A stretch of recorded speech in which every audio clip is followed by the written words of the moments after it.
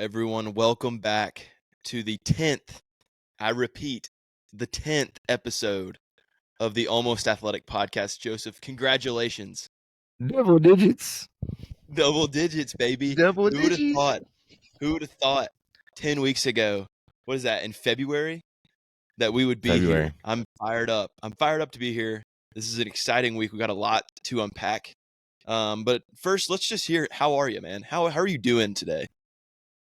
I'm doing great. I'm a little beat down, not too shabby, but yeah, 10th one. I'm kind of surprised we found time to meet every Sunday for the last 10 Sundays. How about it? With our busy schedules and training. Consistency But I feel good. compounds. Consistency compounds. Consistency compounds. I love that saying. Maybe one of my favorites. Yes, It's up there. Let's go. Well, let's get right into it. Let's hear about your week of training. I saw some pretty crazy numbies on Strava this week. So you kick us off. Yeah, there was some numbies put up there. I was actually looking before this, and last week was my rest week. And according to Strava, I traversed 56 more miles this week than last week, which is a lot. Up 2.5 hours from last week. A lot of numbers going to be thrown around, but 12.5 hours training in total. Running was 21.00 on the nose. I didn't plan that. Wow. How crazy is that? That's 21 miles on the dot. Yep. My swim says 7,625 yards, which I know for a fact is really just 7,600, which we'll talk about later in my gripe with the Strava and Garmin inconsistencies. And riding, I traveled 116 miles, which when you think about it, that's really just the Ironman distance of 112. I barely got over the Ironman distance throughout the course of a whole week. So that's kind of scary to think about. Yeah, a little bit. But regardless, we're still chipping away. Training Peaks this week was all green. It turns green whenever actually, I think there was one yellow because swimming, I'm just going over on the swims. But all the workouts were completed. I had a brick workout today, which actually I'll take you back. Another thing that happened this weekend was a little bit of a golf tournament I participated in. Who would have thought? It was with me and my former roommates. We call it the Porch Masters, and it was the 4th annual Porch Masters. And that was on Saturday. So as far as training goes, I had to bump up my long run that was supposed to be on Saturday to Friday. So really, Friday, Saturday, Sunday was a huge weekend. I had to wake up at 4:30 on Friday morning to get my run in. I started at 5:12 a.m. Got a little over 10 miles there and swam that afternoon, and then didn't do any training on Saturday, but I golfed and then did the brick workout today. And the brick felt really good. My average speed was 18 miles an hour, which is pretty good for the elevation gain. I spent a lot of time in the aero position, which was some much needed aero work. It felt good overall. I wasn't tired. I did a little 15-minute jog off the bike and my legs were springy. It was kind of I'm slightly over 4 months out, but I'm in a good headspace with the race and the training. I think I'm seeing improvement as far as that goes. Huge. But there has been some early mornings and the weather is getting warmer, which is a pro and a con in my book.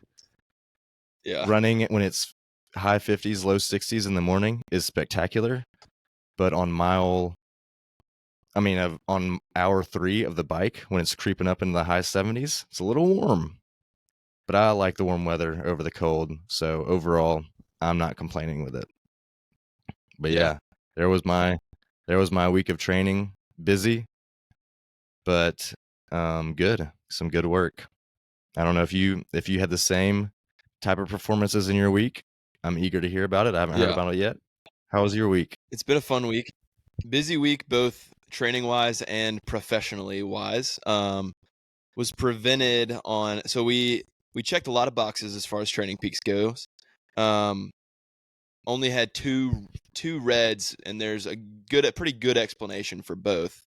And then the 2 swims, for some reason, the total yardage didn't match the workout yardage, which I told you about, and I'd ask you if you'd ever had this issue.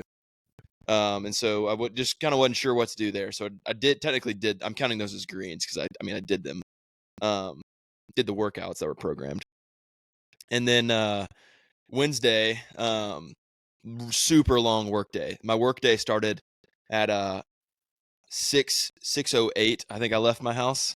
So that was, and it didn't end until 5. So immediately when I got home, I jumped on the bike and did an hour bike on the Wednesday. But I mean, the pool, I think opens at 5, and there wasn't the room there for the pool swim. So also have an ear infection. Just breaking news. Ear infection. So really couldn't swim. At least not really supposed to. One thing I'll say, for someone can I say something about the swims? Yeah. Why are you getting lucky with this stuff? Your swims are programmed. The programmed distances are shorter than what it says in Training Peaks. Is that right? Like the total distance that says is longer than the actual workout. Okay, yeah. Does that make sense? You lucky dog. Mine are always in reverse. There's these 2 workouts that he programs. There's these 2 separate workouts he programs. Both of them, the total distance it says on there is shorter than what's actually programmed. And I've got my calculator out like you have. Yeah. I was literally sitting there on the couch doing it, and like I don't know if that number is an estimate. Like I don't know if that's put in by the coach. Like I think it's like the workouts put in, and then that is like an estimate. But I'm not because I clicked on it just to like see if I could like make it the right number, and it like automatically made it like a number that was like another different number that was also wrong, and like you couldn't change it. So I just like left it alone. Yeah, it may be something that Training Peaks populates, because sometimes there's this other workout that he'll put in there, and it's 2,200.22 yards. Where does that 0.22 come from? I think it's an estimate. But yeah, and then Saturday. Well, I hate when I do the math and I realize I gotta do 200 more yards of swimming. That's always fun. Yeah. That's not ideal for the mentals, I guess. But then Saturday, so Friday night, what did I do? Not a whole lot. I think we were hanging out. But Saturday morning, woke up with just like dual patellar tendonitis. Like just like, oh, I tell you what I did. Friday, I had a tempo run I had tempo run that morning, which was like 55 minutes or something. So like those always kind of give me a little more soreness, obviously, than like just a regular like easy run. So Saturday woke up with just like horrible knee pain, which happens from time to time. And so instead of doing another hour 20 run, I was like, nah, I don't want to like mess up my Sunday as well. So I just did like a 45-minute like zone 2 kind of style. Like I think it just held like 170 watts for 45 minutes or something. So technically like kind of just like switched it around. Really like only like skipped one workout this week from ear infection, but still worked out. Just didn't really do the what was planned. But hey, you got to do what you got to do. I mean, if you're injured or hurt, tendonitis happens to everybody. So except for you apparently, which is impressive. Dang, why you got a broken body, brother? Hey man, we're doing our best. Over here we're doing our best. I didn't have surgically repaired knees. Maybe that's why. I got Iron Man the superhero knees. I will say I had a little bit of a stint in January of this year where I think I had runner's knee. I self-diagnosed myself with a runner's knee, so I strictly swam for a few weeks. Yeah. Totally killed my yearly mileage. I actually think it was the end of 2023, so maybe December. I was trying to get to 1,000 miles on the year, and I couldn't do it because I took some time off running, which I think was smart in preparation for this year. Yeah, probably. But I have had a little bit of this year. Yeah. What, 1,000 miles running? Yeah, I would think. I hope so. I keep up with it. Let's see what I am at right now. We are 4 whole months in. Okay, let's hear it. 4 whole months in, and we're at 394 miles. So yeah, I think Yeah, you're on I'm on track. track. Yeah. 100 a month. Well, continuing into the race recap. So that's kind of it as far as the actual workouts go. Oh, brick workout on Tuesday was very fun. I've also have done 2 brick workouts in the last week. Last Saturday was a brick workout, longer brick workout, 2-hour bike, 40-minute run. And then this Tuesday was an hour bike plus a 30-minute run, I think. 30 or 20. Both times felt really good off the bike, which is encouraging. And then for me this week is race week, actually. So Memphis in May sprint triathlon. Yeah, sound the siren. Race week, Memphis in May sprint triathlon. I've never done Are a you doing sprint the Olympic or triathlon. the sprint? You're doing the sprint? Sprint.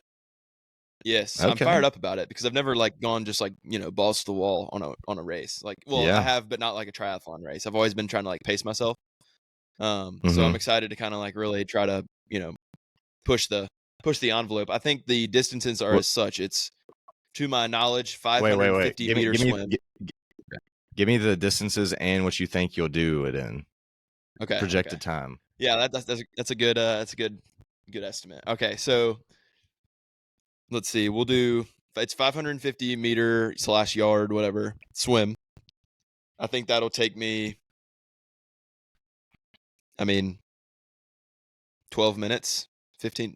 15 would be long, I think. No, think about it like 10 this. minutes? You do 10 minutes? every I'm trying to think. 100 300 if takes you me do it every 5 100 minutes. Well, no, think about it like this. 100 meters if it takes you 2 minutes to do Oh, 100 okay, yeah, that's a meters. good point. Okay, so if my So I pace bet is you do it in 10 minutes. 145, yeah, I think I'll be a little bit faster than 2-minute pace. I think I'll be around the 145 because I'm gonna try to hammer it. Yeah. And I'm just saying as a so I benchmark. think yeah, I think 8 minutes, around 8 minutes for the swim, Okay, wow. which is All right. crazy to think about. 8 to 9 minutes. Yeah. That's my guess. All right. And then for transition 1, we'll say 3 minutes, 4 minutes. Nah, And who cares about then transitions? bike is 16.1 or 16.5 miles, I think. So we'll say anything less than 55 minutes is solid. Trying to hold around the Yeah. 18, 19 miles an hour. Yeah. And then hopefully another super fast transition. And then run, I think, is the 3.1. So we'll say, anything less than 27 minutes would be hype. So that would be 27? an hour. Less than Yeah, You only think you're less going than to a hold a 9-minute 9-minute pace? Yeah. We'll just to see. I I think don't you know can how the do bike's going to be, so I don't know. Yeah. I think you'll be able to I think hold it'll be a faster. lower. I think Yeah. 8:15 would be more of a target pace. Yeah. So what that puts me at around an hour and 40 minutes, I think. Hour 38, 39. I didn't do the mental math. I'll take your word for it though. That's just a guess. So it's a little bit longer bike of a sprint because I think the last year's was 12 miles. So 16 miles for the sprint this year, but shorter Nice. swim. So anyway, and then today actually went with Baker to do. So my brother's doing it with me. Went with him to watch him do, just for just moral support, to watch him do his first open water swim this morning in the wetsuit, suited up. Our best friend, what's her face, was there. She shall remain nameless because I don't know her name, and I also really don't like her. So that woman, The worst. anyway, dude, I know who she you're talking about. my brother took his Garmin off to put on his wetsuit, and so he's halfway down the ramp to get in the water, and he's I'm standing there. He's like, "Hey, will you grab my watch for me?" And I was like, "Yeah, sure." I don't think she realized that I was his brother, which benefit of the doubt. But she goes, "Please," like that to my brother. And my brother just kind of looked at her, and then this nice lady next to me, her husband. Sorry, I just gotta go. This is my gripe of the week. Is this woman? This nice lady standing next to me. Her husband's doing his first open water swim, doing the relay on Saturday, swim leg. And she's asking, she's like, we get him a wetsuit? And this lady's like, oh yeah. But the thing about them is you got to go get fitted for them. You can't just order one. Some people order one and it's too small or it's way too big, and you'll drown if it's too big. I'm like, all right, way to scare the heck out of this wife who's like gonna like trying to order a wetsuit for this. She just makes it like seem like the barrier to entry is so much bigger. So after they were done talking, I walked over to her and I was like, hey, just so you know, like it's not that big of a deal. Just I gave her Xterra and Roka as the websites to use because just those are, you know, the two basic ones. And I was like, there's a size chart on there. It's very exact. My brother's right there. He's 6'3" or 6'4" and like 180. Like he's right in the middle of like a large. It fit him. Like I did the same thing.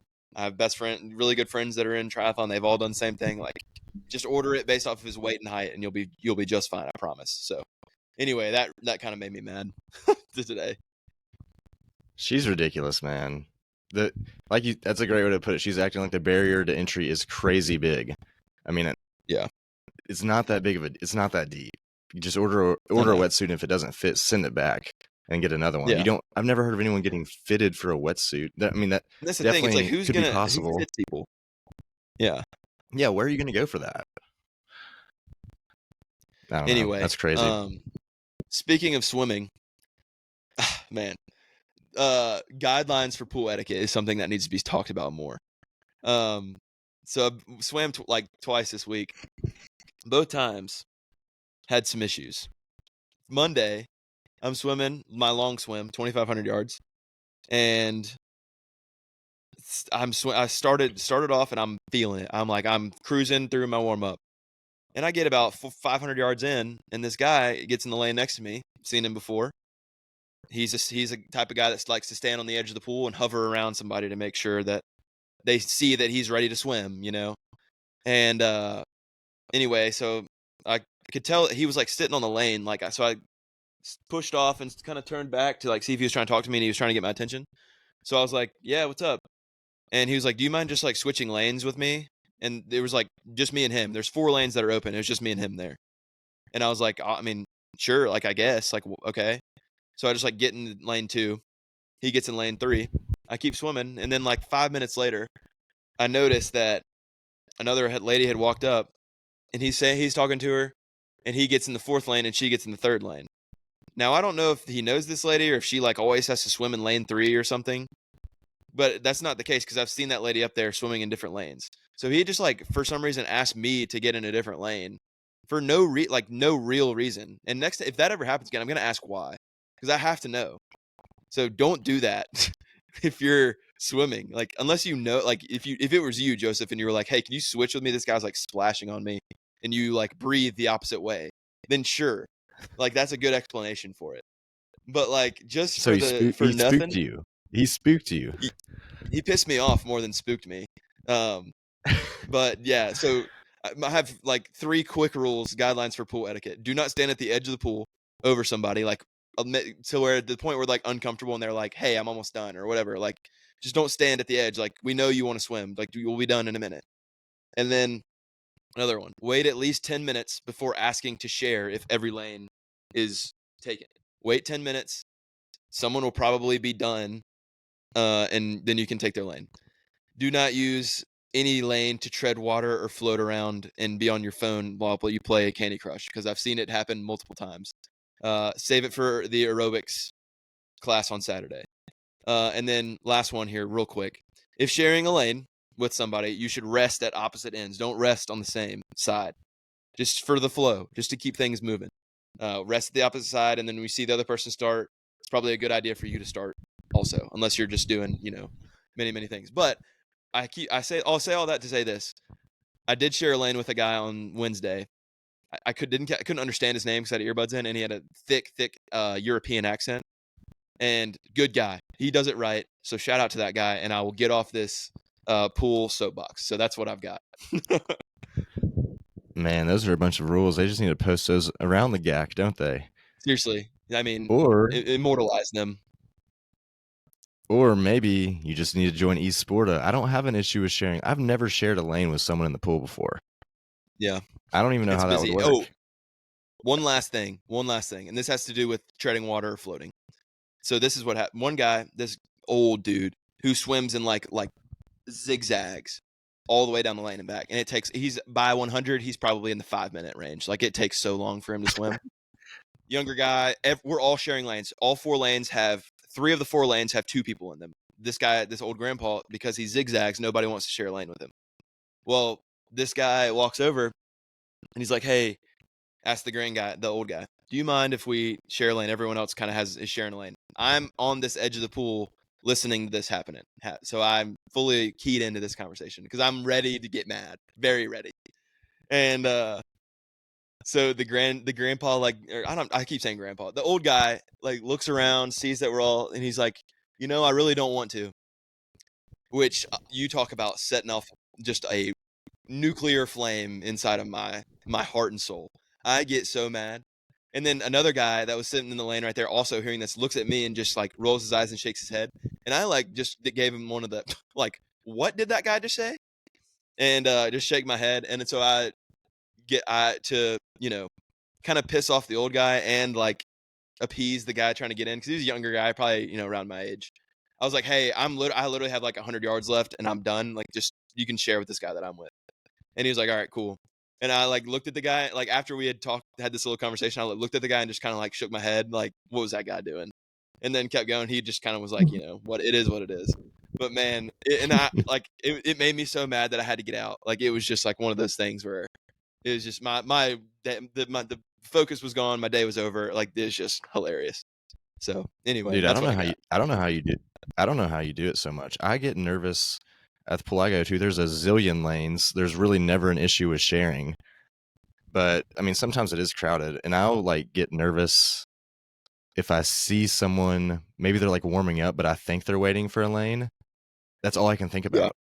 I just think I have to get on with my workout because I don't want to keep this person waiting, and I'll feel bad. That's how everyone, I think, deep down feels. I think that's how everyone is. At least good people. But I'm saying I don't know how you have that feeling like every time you swim. Because when I have it, I can't focus on my swim.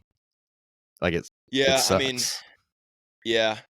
it kind of goes away because usually the people that aren't, like, you can tell who's there like training and who's there just like swim laps. So like usually there's like 2 lanes and like I'm in one of them and one other person's in another one where they're like actually like getting a workout in and you can tell. And then there's always like another person where they're just swimming laps, and if someone like comes and shows up, they'll just like wrap up real quick and get out. And then the worst part about the GAC is every day there's from like, I don't know, 3:30 to 7:30 there's swim practice, or maybe even to like 8:30 or close. Like, there's 4 lanes there's 8 lanes and 4 of them are being taken by the swim team. So it's just like kind of annoying. So yeah, I have thought about switching. But anyway, we can move on. Whenever I get back in town, we're deep in the pool talk. We are deep into pool talk, and I didn't realize you had such a big vent to get off your chest. I had a little vent, but I'm just going to turn it into a public service announcement, a PSA. Anyone who follows me on Strava, know I'm a faster swimmer than what my Strava says. The Connect app and the Strava app just do not get along.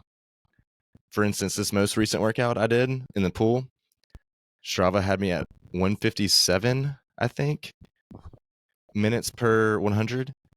The Connect app had me at 145, which is my true pace when I'm swimming. That was my average pace that day. And what kills it is my kicks. I'll do, I think, probably around 200 to 300 yards of kicks with the kickboard, and that just kills my pace on Strava for some reason. So just a little public service announcement. I had to get that off my chest, because when I'm creeping up at 2 minutes per 100, I know I'm faster than that. But that's just well into the pool talk. We've talked too much about the pool. Let's talk about running and biking. A little switch up to I have some new gadgets that I ordered recently, and I've been very hesitant to order this gadget. I did not want to spend the money on it. B, I am not a big accessory guy when I run. I've talked about it before. I don't like bringing my phone on my run. I hate anything in my hands. I don't like wearing a shirt. I tarps off when I run, to be completely transparent. But what I got recently was the Garmin heart rate monitor that wraps around your chest, and it gives you a more accurate heart rate reading. Sumner is a fan. I think Baker has one, which we keep on talking about, his brother. Yeah. Correct me if I'm wrong. Both of y'all have them. And they've been trying to get me on it for a while. they've been trying to get me it for a while, but when I run, I really do think my heart rate when I run, the reading from my watch is pretty close to accurate. And I can tell by the way I'm breathing and my pace and all that, it always kind of aligns. But when I would go on my outdoor bike rides, the last 2 long rides I did of 2 to 3 hours, it said my average heart rate was under 100 beats per minute. Which, if that's the case, I might as well be Usain Bolt or someone, or some crazy endurance marathoner, because that's just inaccurate. You'd be looking like Sam So I Long wore it. this past weekend. Yes, I would be like Sam Long, who won Ironman 70.3 St. George yesterday. But so I knew that reading wasn't accurate, and I was getting really frustrated because I don't have a power meter or any way to tell my perceived effort, I guess. And so I bit the bullet. Thankfully, Walmart, of all places, had them on sale for $40 off. So it was $100 instead of $140. Yeah. Wow. That is crazy. Actually, it may have been 60. I think it was 100 post tax. It was on a crazy deal. Dang. So I jumped on it. Yeah, eat that. That's why I waited. That's what I get for waiting and holding out. I got it from But Santa, anyway, so mine was free. Yeah, true. Oh well. But anyway, I wore it today on the bike. I wore it yesterday. I'm sorry. I wore it Friday on my run for the first time ever. Similar reading to what I would get on my watch. But today on my bike ride, my average heart rate was 144 beats per minute, which I feel, based off my perceived effort, that I believe that is accurate. So, yeah, a positive note there. I'm going to get more accurate data readings, which I know my coach, Sam Tabor, is going to be very excited about because he can see from his perspective what my effort is. Sam is also a user of the Garmin heart rate monitor. The first time that I ran with Sam, I didn't want to bring mine because I didn't want him to think that I was like trying to try too hard. But when he pulled one out, I was like, okay, next time that I run with him, I'll just wear mine too. Now you know. Yeah. Now you hey, know. The more you know. The more data, the better. Exactly. Take that for data, as David Fisdale would say. But yes. Yeah, I will say you do unlock like a couple more, and I say unlock like it's some sort of secret, but like you do get a little bit more like consistent data, obviously, and it changes like the suggestions for your workouts, which obviously you're not using right now, and it changes your like recovery time too, I think, and it tracks your it's able to, from what it learns from your chest strap when you're not wearing it, your watch tracks your heart rate variability and your like recovery better, I think. And that's all like just off the dome. I'm not entirely sure, but I think that's what I've learned. Anyway. Yeah. Yeah. Well, I'm also interested to see what my tan line is going to be like by race day because I'm definitely going to be wearing it outside in the summer without a shirt on.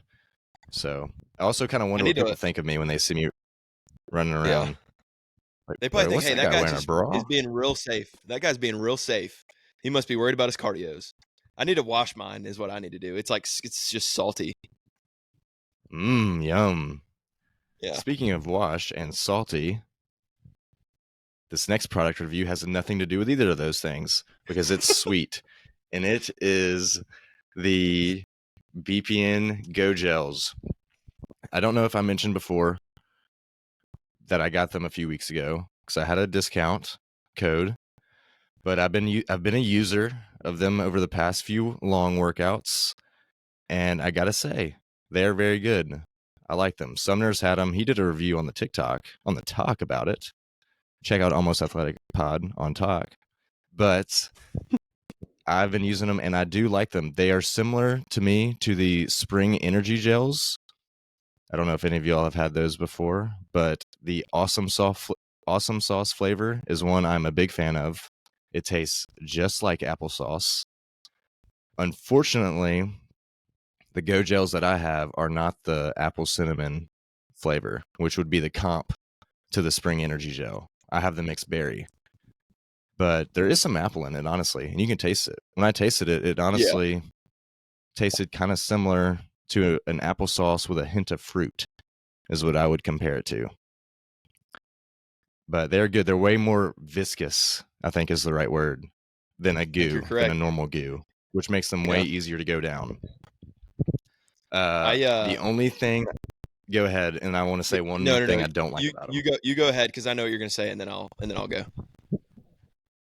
The Spring Energy Gel package has a very good, I don't know what to call it, but like kind of a snout. There's a fly in my room, but it has a little place to suck on it, and it comes out easily. Whereas the Go Gel package, it's super wide and has a short neck. I think that's probably what it would be called. The neck on it is super wide, so you can't really get down in and suck on it. You kind of have to fold it to get all of it out, if that makes any sense. But that's my gripe about it. The package is too wide. I can't get it all in my mouth without scraping the sides of my lips. Yeah. I do concur on that. I will say the packaging is very sturdy, which I did appreciate because it does feel like some of them are too flimsy, but yes, they are a little bit too wide. I wish that they would just make them a little taller and have like a. You remember those old Gatorade like gel things, like the energy like tubes? Nope. Okay, well Gatorade used to make like a pouch, and it was probably as big as this microphone, and it was like kind of wide, and it was like basically a gel, but a little bit more like watery, and it was the same way. It didn't have a neck on it, and so yes, I think that would be an improvement to their packaging. But the packaging is really cool, so like it is what it is. It is cool. Yeah, I think we just need to reach out to Nick Bear. Yeah, I mean, hey, shout out if Nick Bear would love to just Go Gels is all I'd really ask for, honestly, because those are they're so expensive. Like the cost per use is like probably the highest of their products. So, really, I think I ate $12 worth of Go Gels today. Yeah, seriously, you did probably. So, and then I went and spent $12 at Cava. Yeah. Hey, Memphis, which is honestly probably not as many as I need. Yeah, Memphis doesn't probably need Cava. not. Yeah. All right, well, dude, yes, I completely agree with your Go Gel breakdown, and sponsor us VPN. Well, I have a story for you. Please. It has nothing to do with gels or riding bikes or heart rate monitors, but one thing that did spike, and speaking of heart rate, is the poor judge that was in the 201 Poplar 4th floor courtroom. Because, brother, that was exciting. Let me just start by saying this. I got a ticket last October in 2023 for going 30 in a 25, which is ridiculous, but it happened. So, went to court. My first court date was in November or December. I can't remember. And they said, hey, just do driving school. You got 6 months of driving probation to do this driving school. And then if you don't get another ticket and you bring us back your certificate, it will be wiped from your record. I said, no problem. I will do that. And so anyway, went to did driving school online. It was said it was supposed to take 4 hours. It took me 57 minutes on the dot. I got a 100 on the test because that is how I roll. At least nowadays, not in high school or college, but that's how I roll now. I get hundreds. And anyway, so printed off my receipt. Or actually, so first thing I do when I walk in there, shout out to the what do you call it? The sheriff that was kind of handling everything. I had it on my phone, the certificate. Apparently, that judge does not like that. You can use it that way for some judges. This judge likes it printed off, so I had to go downstairs, get the lovely ladies in customer service to print it off for me. Did it, went back upstairs. I was the third person in line. Courtroom is not busy, thank the Lord. So anyway, I'm there, and when I sit down, I notice this guy sitting, instead of the right side, he's sitting on the left. And I caught the end of a conversation where they were talking about DUI and how this guy's lawyer was not present, and he was trying to get him on the phone to get him there. So I'd assume it's just this guy's court date, and he needs his lawyer present based on those things. And so anyway, I go before the judge, and the judge tells me, congratulations, you did everything that we told you to do. Your court costs will be $71. Would you like to pay those today? I said, yes, sir, I would. Always say yes, sir, at these places. And he looked at me and he said, good job getting that line behind you, and you'll be on your way. And I said, yes, sir. So I get in line. The next person behind me is DUI man. Do not know his name. He gets up there, and the judge is asking him, where certain documents are, things that seemed like they were questions for a lawyer, if I'm being completely honest. And this guy had no idea. And so the sheriff told him, just If you don't know the answer to something, say you don't know, and try to keep a non-argumentative profile in this conversation. This guy didn't do any of that. He basically was trying to tell this judge why he should basically not go to jail. The judge, at probably the third sentence in, was asking him if he had driven in the last 45 days, which was or the last 3 months, which the guy was yes, basically. He was like, I see on here that you had an accident 3 weeks ago and that you left the scene. And this guy apparently then I'd come to learn that this guy apparently is his second DUI. So you're going to jail basically for that. And didn't have insurance when he got in that accident. And like I said, fled the scene. So I'm sitting here thinking this is a real deal situation here. And so this judge, rightfully so, is getting pretty pissed off, upset. And so he's basically yelling at this guy that he's been driving. He said, you should give me one good reason why I shouldn't send you to jail for the next 45 days without bail. And that's when I kind of looked around the courtroom and was like, whoa, this was in front of the courtroom starting to fill up at this point. And so I'm looking at the sheriff. The sheriff's looking at me kind of giving me a face. And I knew I wasn't guilty, so I was kind of enjoying this whole thing, and not gonna lie. And then so this conversation continues, and the lawyer asks something, and the guy just goes, I don't know how to answer these questions, they're too complicated. And then really fast, and this was the line of the day, the judge goes, in English would be great, please. Which was, the whole courtroom started laughing, literally, it was a comedy show. I mean, belly laughs from everybody, trying to hide it, but it was too funny to not make a noise, which was hilarious. So anyway, in the meantime, I get up to the lady to pay my court costs, and she starts laughing at that joke, or not joke, but that line. And he was like, he is so fast, he does this all day long to people. And I was like, this guy's a legend around these parts. And so anyway, this conversation starts to come to an end, and the judge is basically we're gonna reset your court date for this time next week, and if you're not here, there'll be a warrant for your arrest and all this stuff. You'll go to jail for 6 months or something. And he gives the guy the sheet of paper and is like, I want you to try not to get arrested when you walk out of here. He's like, try not to get arrested on your way out of here. And then the guy walked off, and I was like, that is hilarious. The best courtroom story I've got. And just to kind of lighten the mood with the lady that I was talking to, I could tell she was down to have a little fun. When she gave me my receipt, I said, I'll try not to get arrested on my way out of here. And then I kind of walked off. She started laughing, and it was funny. It was, I mean, wow, what a scene, dude. It was crazy. That does sound crazy. So it sounds like you want to go back and hear some more stuff. Maybe you should do some more 5-over and get sent back. Yeah, seriously, I could sit there and listen to that guy all day. Maybe I'll just go sit in the wait, the little waiting room thing, and just listen to him all day for fun. But yeah, they ran a smooth ship there. Usually it can be quite the wait, but they were running a tight ship. It was nice. So good court experience. Well, that's good to hear. Maybe they're turning the corner on a few things, locking people up for heinous crimes. Don't want to get political here, but we'll see. Good for 201 Poplar, or wherever you weren't at 201 Poplar. That's the jail. Where's the courthouse? It was 201 Poplar. It was 201. Really? Okay. Yeah. Wow. Did you like it there? Yeah, man. Besides the story you got from it, how'd it smell? Yeah, it was cool. I always like going down there and just kind of checking out the government infrastructure, and it's cool. I mean, I'm a sucker for some government government. I don't know what it's called. I don't know, process, I guess. I don't know. I like to check in and see what our taxes are paying for, if you know what I mean.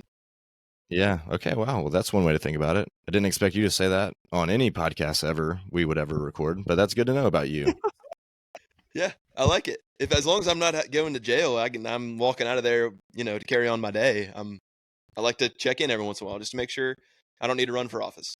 Anyway, moving forward. Yeah. Another review on this review pod. Maybe that'll be the name. Do you think that should be the name? Reviews? Yeah. Big review pod. Yeah, that's what we'll do. That big review pod. Riverbeat. Music Festival was the first annual this year, the replacement of Beale Street Music Fest. Sad to see it go, Beale Street meaning, because that was quite the draw for cities and states around of the Memphis area, and as well as some pretty big artists. And so this Where year, was Riverbeat? I just Remind me. do what? Where was Riverbeat? It wasn't at Tom Lee, was Same it? place, same Tom Lee Park, just on a much smaller scale. Like you could tell that they were trying to like scrunch up the like standing areas, which was interesting. Yeah, well, Um, the Tom Lee Park just got a huge makeover, so there's not as much grass area. It's more yeah, parks and stuff. So they can't even hold that big of an event anymore. yeah. Well, yeah, and then like so the music lineups weren't super like there wasn't that many. Like they were, if you know what I'm saying, like the schedule was like stage here, and then like as soon as this one on this stage was over, you could like immediately walk to another stage and hear another artist, and then like back to the other stage, and then like you could like zigzag to stages and kind of like catch Yeah. people. And so like the wait time in between artists was like a lot longer. But very good time. We got down there we went down there and ate at Slider Inn, which is, I mean, solid food, very good food. And then we walked down there about 3:30, 3:45 to Tom Lee, which was way too early for what I was trying to accomplish. I didn't know that at the time. I thought it was going to be like regular music fest where you have to kind of fight to get to the front. We walked right to the fence. I've never been on the fence of any sort of music fest or concert front row. I mean, we were right on the fence. We could sit down in between and like rest our back. There was like no one there at 3:30. And then there was two people that played. Lawrence Matthews, who I am not, super familiar with. He was a rapper from Memphis. And then Southern Avenue, who was unbelievably talented, like kind of Motown band. And the girl that sings has some straight pipes. Let me tell you, she was impressive. So shout out to them. And then there was about an hour in between that, so hung out. And then Del Water Gap, I'm a big fan of, came on from New York City, and they're pretty popular. And I kind of felt bad because I guess maybe Memphians don't really, I obviously probably don't really know who he is, so it was a pretty small crowd. But anyway, I have a hat that says Memphis 901 on it. It's a little rope hat.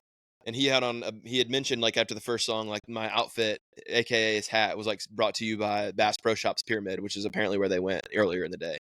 And he bought like a Bass Pro Shops hat. So, like I said, we were on the front row, and it's a small crowd. So he's like, we're making eye contact with him, like the whole band's like right there. And I gave him one of these and like pointed back and forth like this, like trade hats. And he's like, "You want to trade?" Like on the mic, and I was like, "Yes." So I took my hat and throw it to him. He gives me his hat and throws it to me. So I'm wearing his hat. Everyone around me is like so jealous, basically, dude. And I was kind of like, it's cool because I know I can get another one of those hats. It's from a store locally in Memphis that I frequently shop at. So, but it was cool because like all the pictures of him on stage are kind of like with my hat on, which was pretty sick. And then he took it off like midway through the concert and set it down on the drum set. And at the last song, he finishes, puts the mic on the stand, runs, gets the set list and the hat, and like jumps down and like gives me my hat back, which was sick. So I got his hat, and put it on his head, which was kind of hilarious. And then he gives the set list to some dude like next to me and's like screaming in his face, like like the guy was a huge fan. And then he like comes back to me, and I gave him a little dap up, and we took a picture, and he was like that on the picture, and I had my hat on. But it was funny. I'll flash the picture up. But super cool. Big fan of their music. They make some pretty sweet music. So Del Water Gap was a 10 out of 10 for sure. That is pretty sweet. Are you happy or sad that you traded hats back? Would you have kept his and been happy with it? No, I kind of wanted my hat back, not gonna lie. Like it was cool that he wore it, but I didn't really want him to like leave with it because I know he probably was just gonna like throw it away or something. Hey, I don't know. Yeah, maybe. But he seems like the kind I've of got guy a that hat like doesn't swapping wear hats story. that much, Okay, let's hear it. Yeah. I was not involved in this. This is going to be a story of one of my roommates from last year and his buddy. They were eating downtown Knoxville, and they were eating across the booth from Taylor Lewan and Will Compton, who were in town for Oh, a Tennessee football game. And my roommate from last year, big Titans fan, and his buddy was wearing a vintage Tennessee hat. And they were kind of like peeking over, like it's just obvious that they know who they are. yeah. And Taylor kind of looked over and noticed it and went over to Jackson, who he's one of my fraternity brothers. I'm also friends with him. And he went up to Jackson and said, "I'll buy your hat right now for $100." And Jackson said, "Deal." And they traded, or actually, they didn't trade. He just sold his hat to him for $100, and Taylor paid That's for their awesome. meal. And then later that weekend, the Bussin' with the Boys, they interviewed Vitello, Heupel, and I think a few football players. And in the videos of those interviews, Taylor's wearing my buddy's hat. So He talked they about it. I could, he remember could, yeah, and he he talked said about on the it too. podcast, he was like, "I bought this hat from a kid at like a diner this morning." Yeah, exactly. So I don't know. The Yeah. singer, he could have been sporting it and told the Maybe. story to a different concert. If I had received $100, I probably wouldn't have cared, but I didn't. So that's pretty cool though. That's a good story. Taylor Lewan's one of the good guys. I'm a big fan of Bussin' with the Boys. So, and then Yeah, to close the night, the band Camino played, who's like my favorite band, and I've never been front row for the band Camino. I've seen them 7 times. Caught the drumstick that they threw out at the end. That I dead like eye contact with the drummer as soon as he came up with the drumsticks, and I was like doing that. He just tossed it right to me, and I was like, "Let's go, dude!" Drumstick in hand, hat back. Yesterday was my day. I'm just saying, are it you was gonna my day. are you gonna frame that drumstick? No, but it's sitting up on my You have dresser it definitely. in the little Yep, mirror crack. got to. So, but yeah, that Well, concludes my Riverbeat Music Fest review. So that's good. I was never on the fence at Music Fest, but I was the real Beale Street Music Fest. But I was pretty close one year, and I caught Post Malone's Red Solo Cup that I'm sure he was drinking water nice. out of. Yeah, definitely not Bud Light. Definitely not. Could never be All right, Bud well, Light. tell me about this Kentucky Derby theory that you have. Okay, yeah. Segueing back into sports events over the weekend, the Derby, Churchill Downs in Lexington, Kentucky, I think. Where is Churchill Downs? Do you know where? Do you know? Louisville, maybe?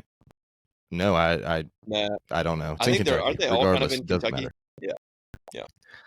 Yeah, regardless. And I have no interest in horse racing, but I have to go to the Kentucky Derby before I die.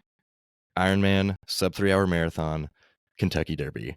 And I will be fitted, and I'll have to have a Rolex by then because you can't go there and not wear a nice watch. Yeah, And my for sure. seersucker and light pink. And if I was a woman, man, I would have the most obnoxious hat ever. Those hats they wear are insane, but they're so They're insane, crazy. they're awesome. Yeah. I kind of wish I was a woman. Maybe I should switch. But anyways, I was gonna say you if could just I wear that, yeah, I could, I guess, and nowadays. But those hats are insane, and some people make them themselves. And I don't know how they even Yeah. come up with that mess. But yeah, but it may be the most overhyped sporting event ever. It's 2 minutes long, the race, Yeah. and you can't even tell who's who. I was rooting for I think Sierra Leone, and hey, there you I have go. no idea where that horse finished. No idea. Yeah. Mystic Dan, shout out Mystic Dan. I hope he wasn't juicing this year like one of the horses in the previous years was, but it's an interesting event. It's horse racing is definitely a niche market, but people obsess over it. And I'm not one of those Did people. you I think did you follow along fortunately, did you follow along with Dave Portnoy's betting on his story? no, I wasn't on my phone at all yesterday, so I have no idea what he was doing. But I think He he was there. had He made like 1.5 million on someone, right? he made a ton of money, I'm pretty sure.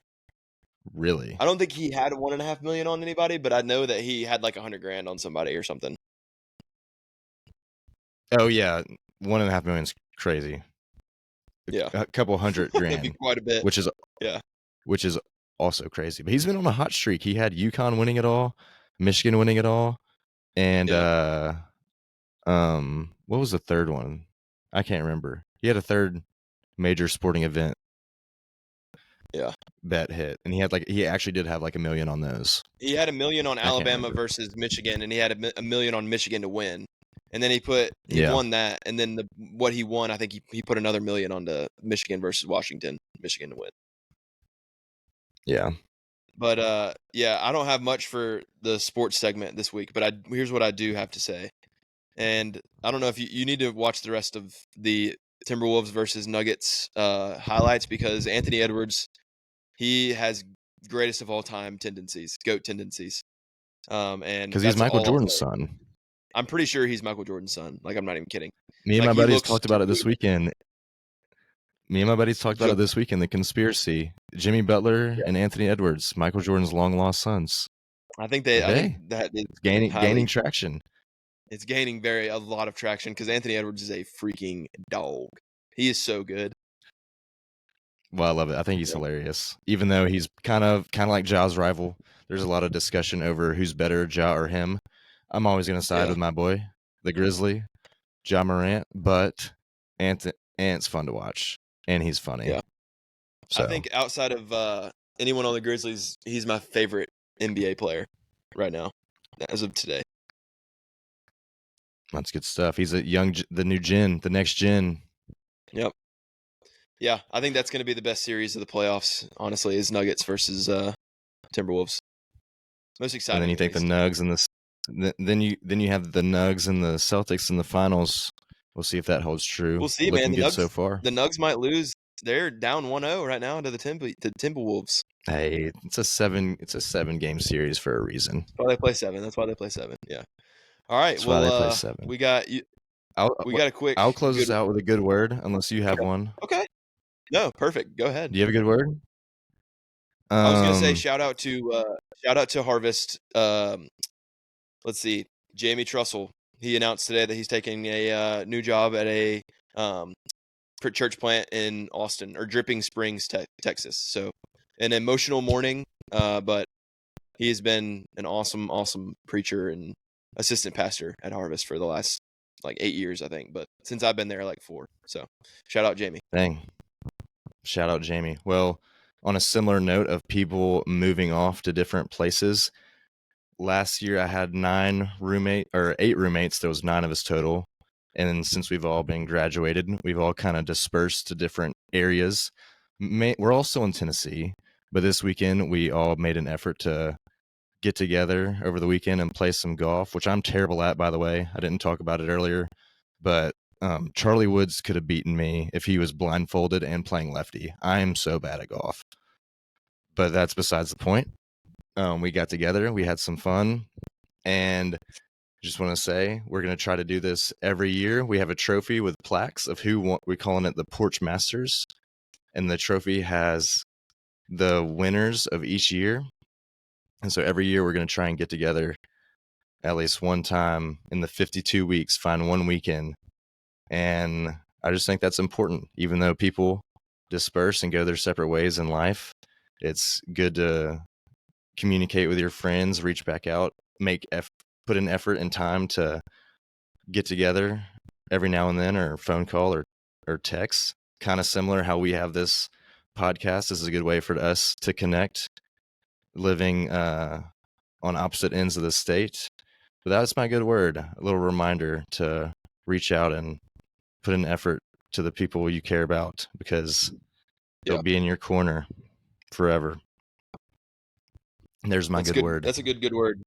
That's a good one. It's been a while since we've gotten the boys together, at least on my end of the college and roommate life. So one of them actually just got engaged yesterday. So shout out Christian. So all right, Christian 55 Williams? minutes in. Yeah, engaged man. Holy cow! I'll have to text him. Yeah, shout out. All right, 55 minutes. What a pod. Follow us on Instagram, Almost Athletic Pod, and TikTok, if you feel so inclined. And we'll see you next week. Thanks, Joseph. See you next week. Bye.